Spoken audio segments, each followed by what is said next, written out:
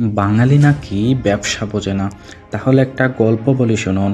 সালটা ১৯৭৩। বাংলাদেশের পাবনা জেলার একজন সাধারণ বাঙালি তার কাছে থাকা একটি স্কুটার বিক্রি করে একটি সেকেন্ড হ্যান্ড বাস কিনে ফেলেন।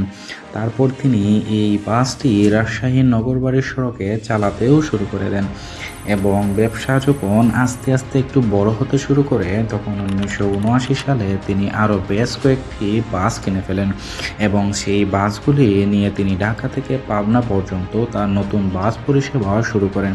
কিন্তু বড় ব্যবসাদার তো সেই যার স্বপ্নের কোনো সীমানা থাকে না।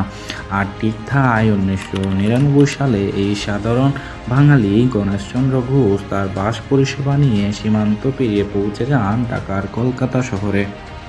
ঠিক ধরেছেন, আমরা বলছি শ্যামলী পরিবহনের কথা।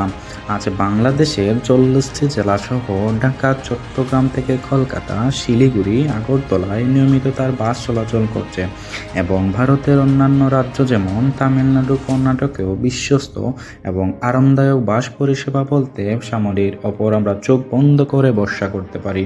তার কারণ হচ্ছে তার অসাধারণ পরিষেবা এবং একজন বাঙালির ক্ষুরধার ব্যবসায়িক বুদ্ধি। তাহলে আজকের দিনে এই কথাটা বলা কতটা যুক্তিযুক্ত যে বাঙালি নাকি ব্যবসা বোঝে না।